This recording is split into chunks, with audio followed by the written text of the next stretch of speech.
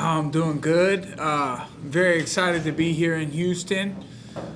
Some of the driving's been pretty reckless. I gotta say, y'all gotta chill out there on the Houston roads. But no, we're super happy to be here, man. I think people are excited for Dirty Boxing on Friday, and it's gonna be an incredible card. So you got the whole fam here. So You know it. what's it like having the kids in town? They're gonna be at the event, I assume.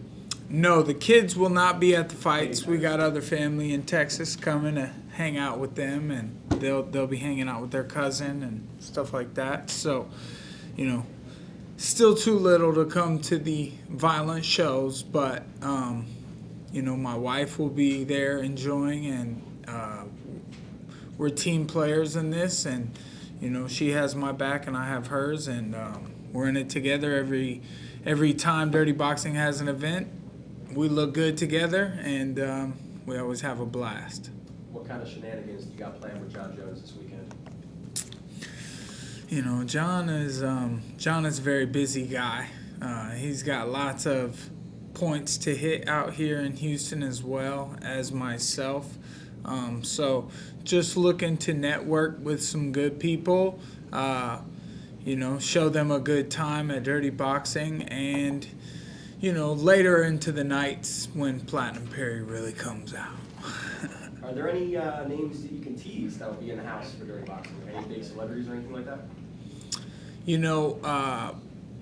Controversial Valentina, the congresswoman, she's in line. She's always saying some pretty radical things. And who else? We have a pretty decent list. Yeah, I know we do. I know we have an extensive list of celebs that are trying to make their way out. You can't beat it with me and Johnny Bones heading the list. You know what I'm saying? So there's plenty more, and as well as the fighters themselves, a bit of celeb status for sure. Anyone in Houston wants to feel like a celeb, make sure you make it out. We only got a few tickets left. Is this important at all for you guys as a promotion to really stand out and do well in this Houston debut? Do you want to really shine so you can come back here, or are you not super concerned about that? Is Dirty Boxing becoming more solidified, I guess? Well, I know Miami's missing us. We had some great shows there, and I don't think we're done. It's definitely a place we call home. Nashville is a little home away from home, and we're going to be going back there. And I think the fight fans here in Houston were very excited for Dirty Boxing to come here because our ticket sales have already done what Nashville 1 has.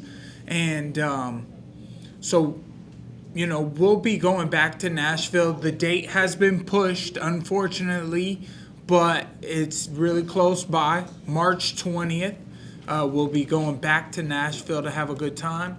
I know we got legal in Georgia. We're sanctioned there. So we'll be looking between, to after Nashville to get another card. Either Georgia's on the list now.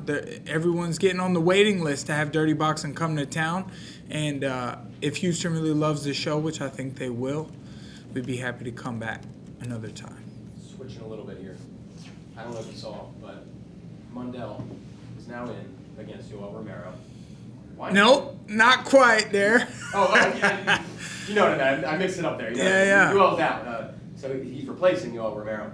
Did they offer that to you at all? Did they hit you up? No, they did not offer that to me. 2 weeks notice, I guess. February 7th, Knucklemania 6. David Mundell stepped up to fight the Juggernaut Hunt. Juggernaut's a big guy. We've seen him get hurt by littler guys. So speed, and Mundell has done great in bare knuckle to be the champion at 175.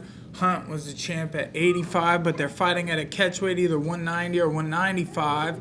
So there's no title on the line, but it is a dangerous fight. I respect them for taking it. It's a bit of a catastrophe, if you will, that that's their headline for Knucklemania 6, but those are two knuckleheads that have been in the game. They're experienced with the knuckles, no gloves, and should be a damaging fight. It could go, if Dave has success landing shots, he could hurt Hunt.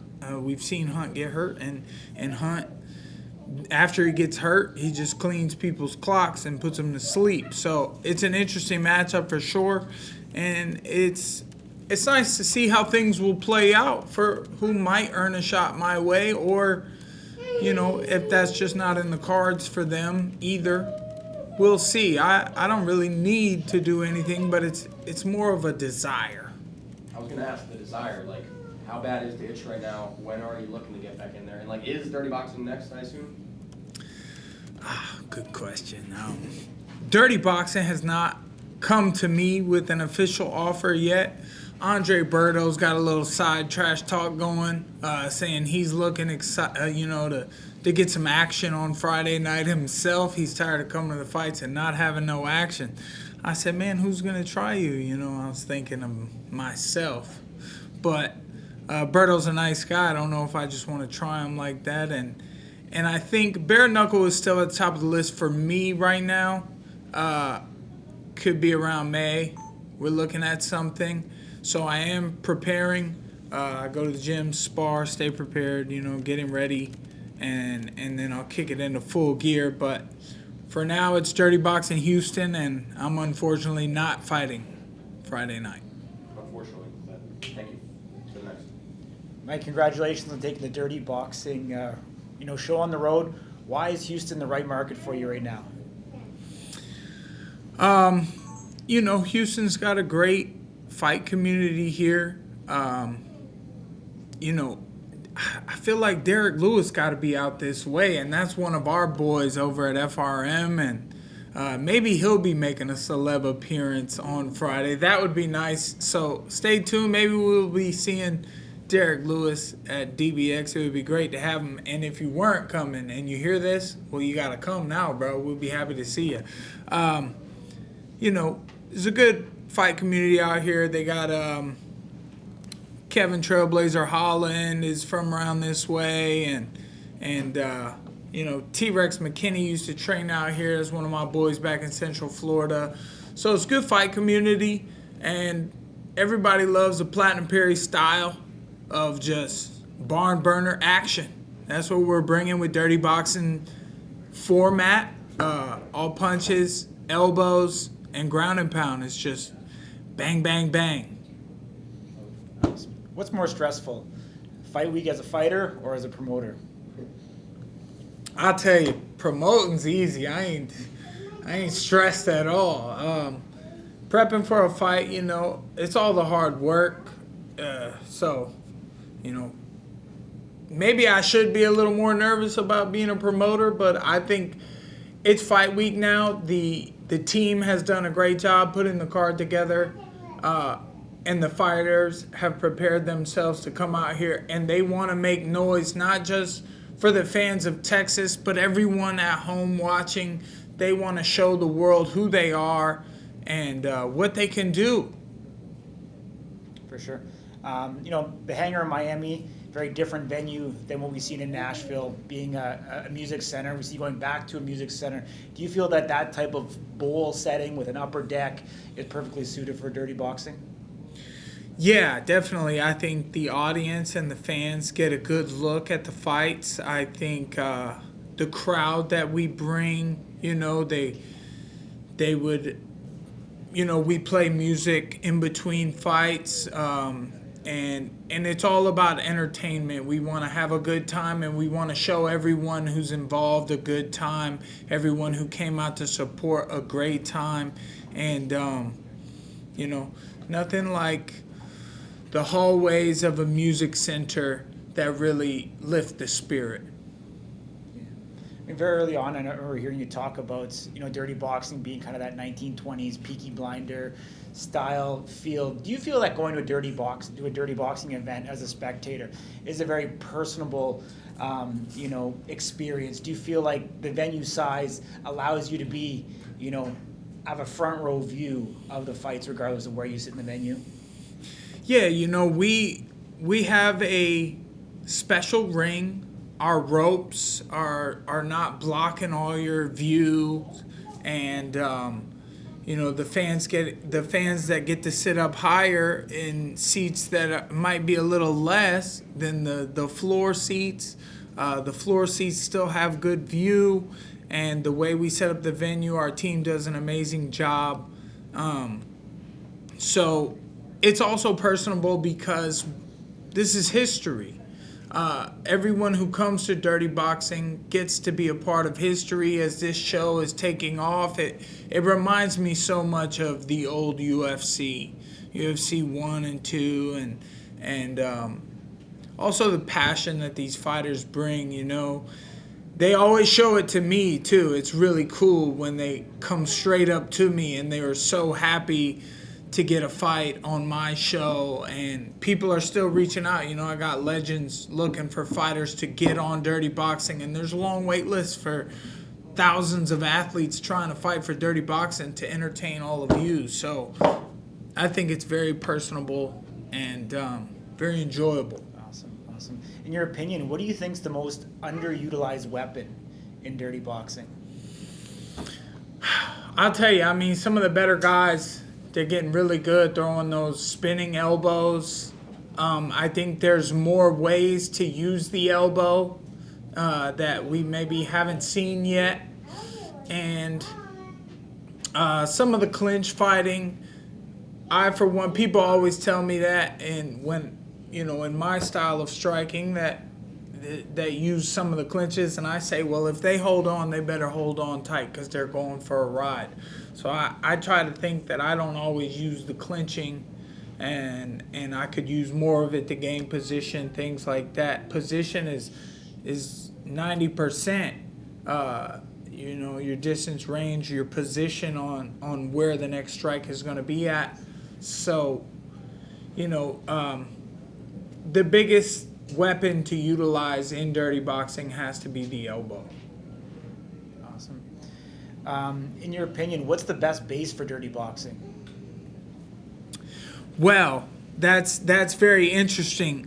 The best base for Dirty Boxing, I'd have to say it's still a project that's we're getting results from, and the project is happening throughout combat sports in the world, where we're seeing MMA guys versus boxers in either a boxing setting or a more mixed martial arts setting, and Dirty Boxing is a good mid-ground between the two where they can meet.